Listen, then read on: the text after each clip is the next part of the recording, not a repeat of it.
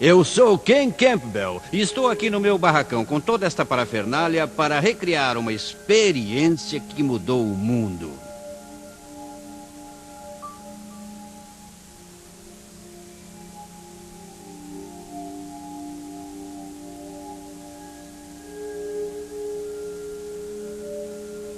Uma experiência feita com este prisma, revelando um dos segredos fundamentais da natureza. Ele nos deu a ciência em vez da superstição e nos mostrou uma nova forma de pensar. Eu vou recriar esta experiência e partirei para uma jornada dentro da mente torturada do homem que a realizou. No escuro da manhã, alguns demônios surgem através dos céus. Vejamos, A, B, C não comprou livros neste dia. Este homem era Sir Isaac Newton, o pai da ciência moderna. 6 experimentos que mudaram o mundo. Newton e o prisma. A criança abandonada.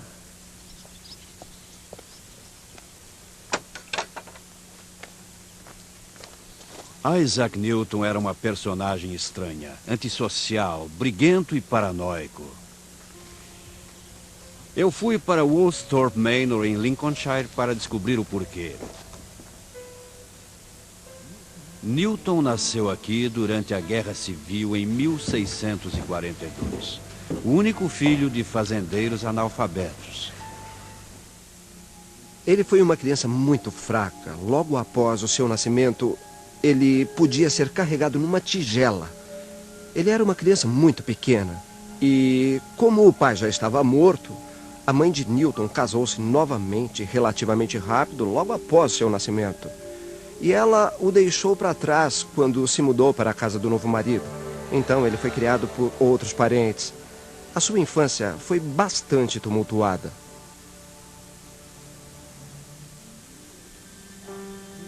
A mãe abandonou esta criança delicada quando tinha apenas 3 anos. E ele nunca suportou isso.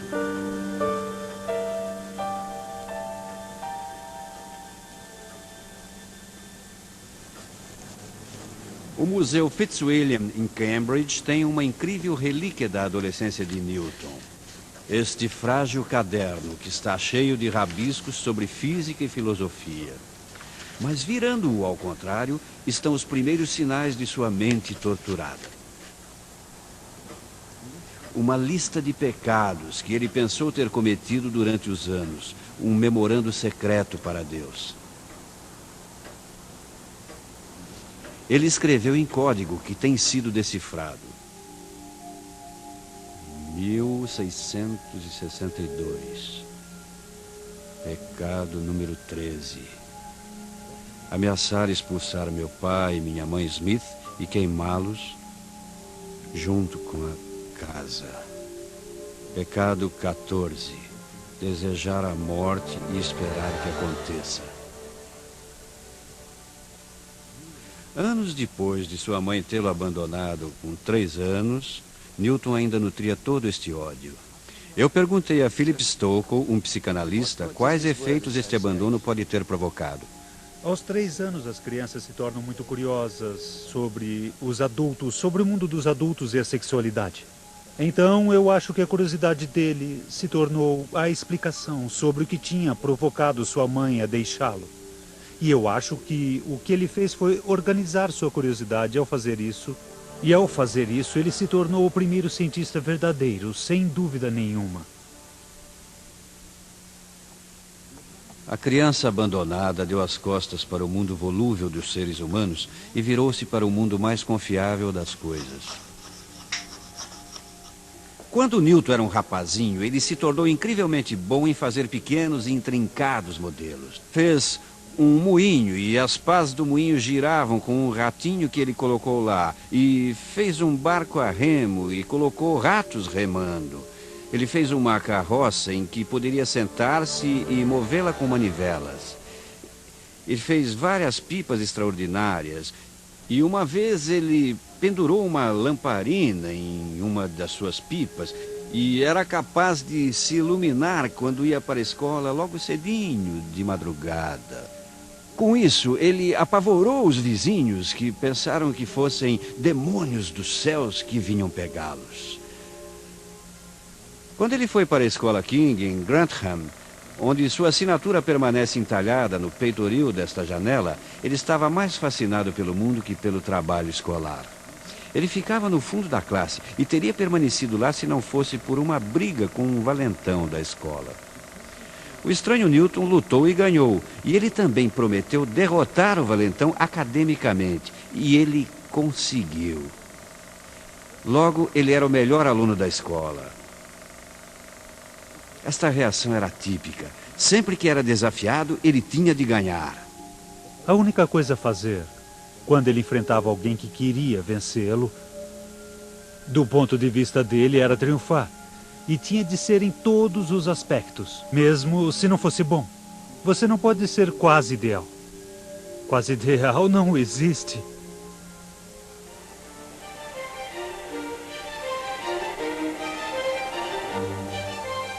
A curiosidade obsessiva de Newton tornou um adolescente peculiar. Um dia, durante uma ventania, ele resolveu ver se o vento afetava a distância de um salto. Então, ele meticulosamente mediu a distância e comparou-a com um salto em um dia sem vento.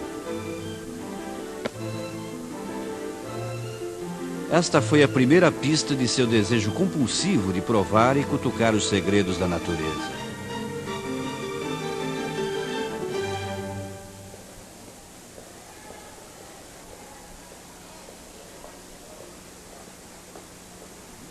Newton chegou à faculdade Trinity, em Cambridge, aos 19 anos. Ele era intelectualmente superior aos outros alunos e sabia disso. Sua arrogância fez com que não tivesse amigos, e era visto como alguém estranho. Na época, ele se sentia seguro para questionar os grandes filósofos. Ele disse: "Eu sou amigo de Platão e amigo de Aristóteles, mas a verdade é minha maior amiga."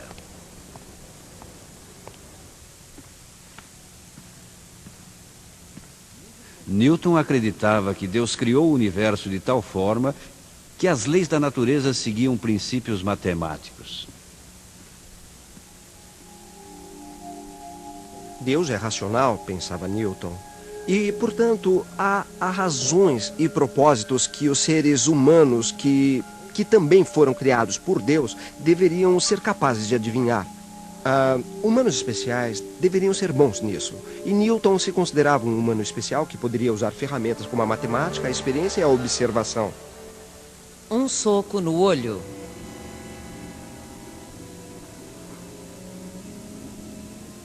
Este homem especial voltou sua mente para todos os fenômenos naturais imagináveis. E, acima de tudo, ele estava fascinado pela primeira criação de Deus, a luz. Ele acreditava que essa luz era a coisa mais próxima da presença divina na Terra. Compreendê-la seria chegar mais perto de Deus. Sua sedução era irresistível. Ele começou a fazer experiências. Ele olhava para o sol e então fechava seus olhos e via uma imagem posterior de pontos e círculos coloridos. Ele fez isso repetidas vezes, por uma tarde inteira. Ele teve muita sorte em não ficar cego neste processo. E para se recuperar, ele ficou num quarto escuro por 3 dias. Sua próxima experiência foi ainda mais perigosa. O que ele fez foi colocar uma haste, aparentemente uma agulha chata, e ele a introduziu entre o globo ocular e o osso para alterar a curvatura do globo e distorcer a visão. O que você veria se fizesse isso? Acho que a primeira coisa que ele teria tido seria uma visão dupla, porque ele tiraria o alinhamento dos 2 olhos e produziria uma imagem dupla. Se ele realmente tivesse feito isso e tentasse produzir uma distorção, ele teria empurrado a haste diretamente no canto do olho. Quer dizer, bem, poderia ter evoluído para uma cegueira. Agora Newton estava convencido de que havia algo desconhecido com a luz branca para que o cérebro interpretasse esta cor. Ele ficou muito animado quando segurou uma pena contra o sol, Apareceram cores, mas como? Um pequeno brinquedo lhe daria a resposta.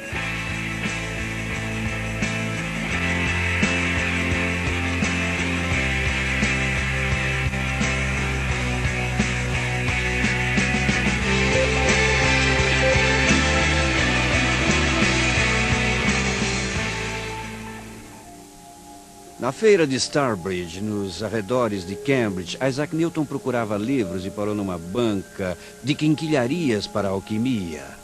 Ele achou isto, um prisma. Ele não comprou livro algum naquele dia, mas foi para casa com seu prisma. Os prismas eram vendidos como um brinquedo incrível que tirava lindas cores de uma luz branca. Mas Newton imediatamente reconheceu seu potencial. Ele achava que outros filósofos que tinham estudado seus efeitos na luz tinham chegado a conclusões erradas. Os prismas nos dizem o que realmente é a luz branca, ou será que eles mudam a luz? Descartes e a maioria dos rapazes de Londres, da Royal Society, acham que os prismas mudam a luz branca para a luz colorida. Esta era a teoria da modificação e ninguém a questionava. Isaac Newton, agora com 24 anos e recém-formado, tinha grandes dúvidas sobre a teoria da modificação. Armado com seu prisma, ele ia formular uma ideia tão radical que abalaria as bases da comunidade científica.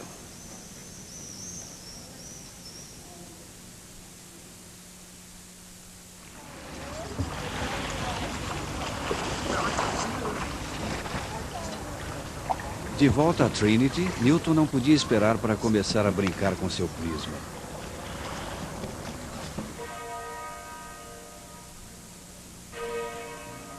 Mas no quente verão de 1665, a grande peste ameaçava se espalhar em Cambridge.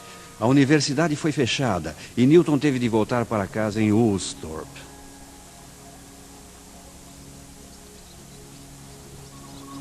Os próximos 2 anos foram os mais produtivos de sua vida. Inspirado supostamente pela queda de uma maçã em sua cabeça, ele começou a pensar em seu trabalho teórico sobre a gravidade e o movimento, o que ocuparia sua mente em anos futuros. Mas seu projeto imediato era suas experiências revolucionárias sobre a luz.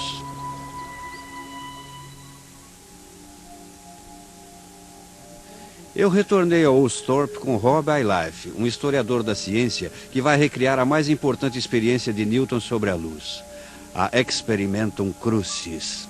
Esta é com certeza a sala em que ele fez sua experiência com o prisma. E você pode imaginar a luz entrando dali, batendo a luz do prisma pela janela e lançando na parede oposta. Estamos seguindo as instruções de Newton o mais fielmente possível. O que queremos produzir é algo assim. O que foi mostrado aqui é o Sol vindo através deste orifício e atingindo o prisma e reproduzindo uma imagem alongada na parede do outro lado. Primeiro vamos furar um buraco de cerca de meio centímetro em uma tábua.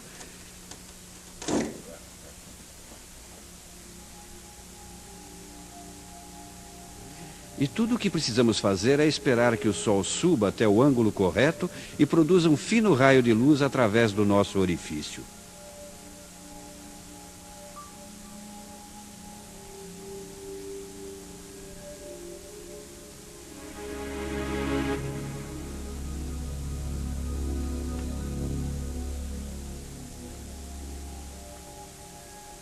Muito bem, este é o primeiro teste da experiência. E o que conseguimos é uma bela imagem do espectro na parede.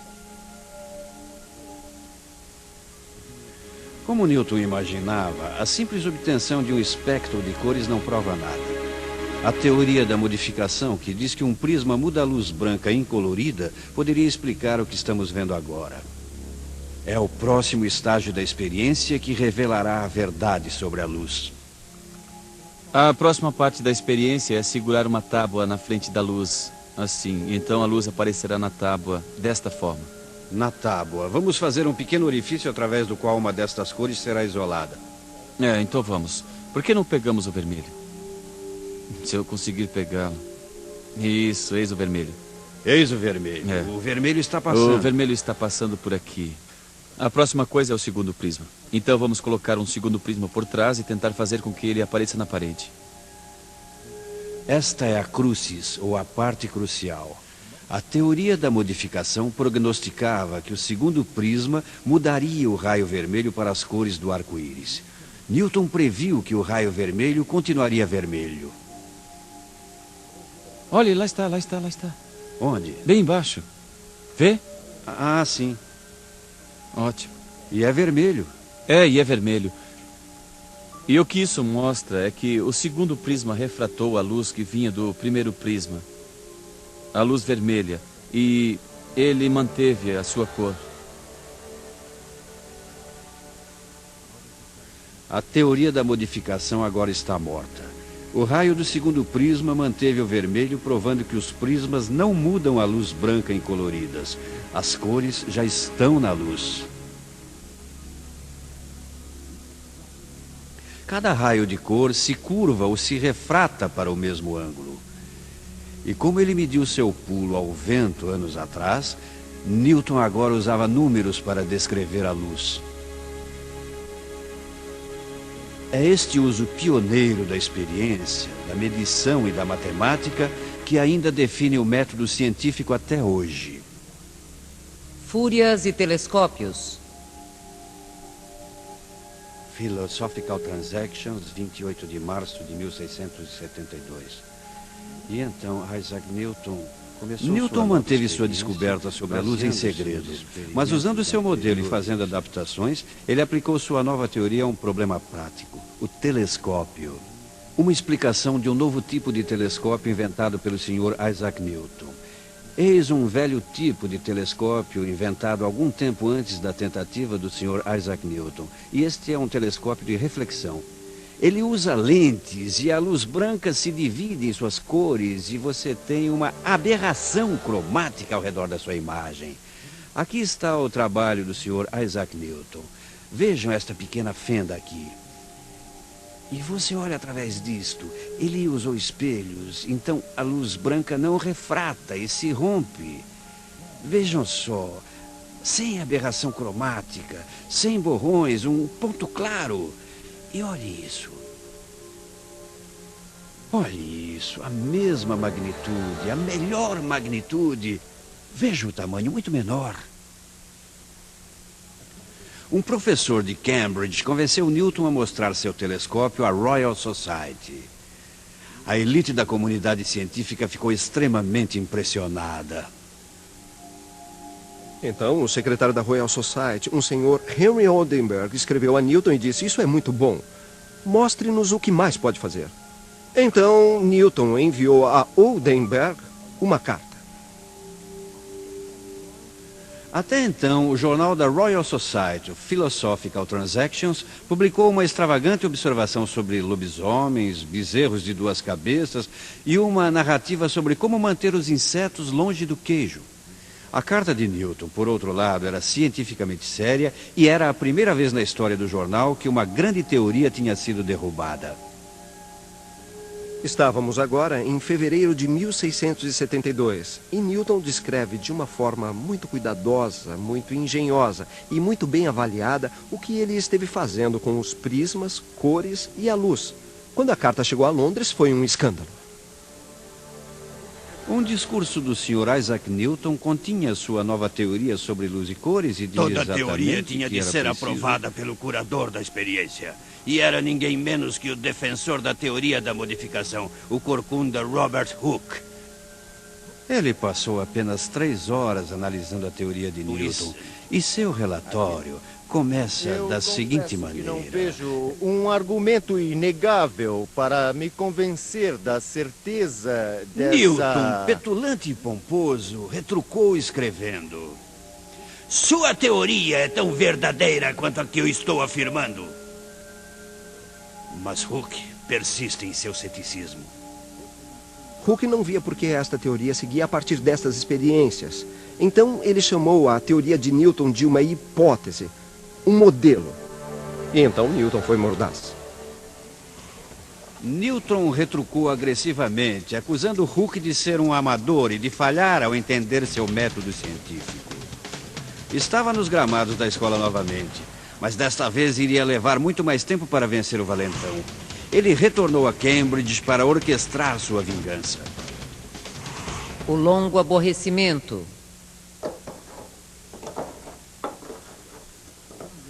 Fervilhando de raiva, ele se excluiu da comunidade científica e se concentrou em aperfeiçoar o trabalho que ele tinha iniciado em Woolsthorpe, mantendo para si os grandes avanços que fazia na ótica e na matemática.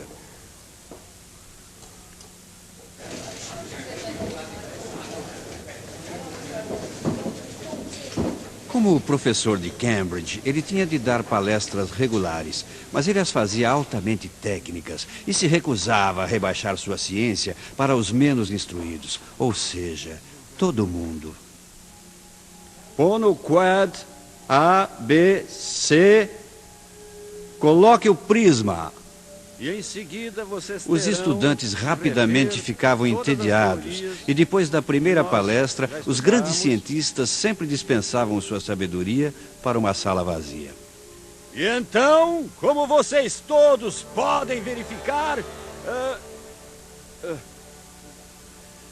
15 anos depois do início da briga com Hooke, Newton rebateu com sua obra-prima, Os Princípios Matemáticos. Este notável livro contém sua teoria da gravidade e da mecânica, leis universais que permanecem como as bases da engenharia e da ciência modernas. Há também uma completa descrição de tempo, espaço e movimento. Seus críticos ficaram atônitos com seu brilhantismo. Mais uma vez, Newton era o primeiro da classe. Ele era uma figura impressionante. Ele se sobressaía a todos. É impossível esquecer o que aconteceria depois. O que aconteceria seria o século newtoniano. A era em que a filosofia natural newtoniana, a teoria da luz e da cor, a teoria do movimento, a teoria do sistema planetário e toda a teoria da mecânica triunfariam. A genialidade de Newton permitiu que ele triunfasse ao revelar os segredos da natureza. Mas no que se referia às pessoas, ele era um fracasso. Ele tinha poucos amigos e nunca teve um amor. Ele morreu em 1727, aos 85 anos, antissocial e briguento até o fim.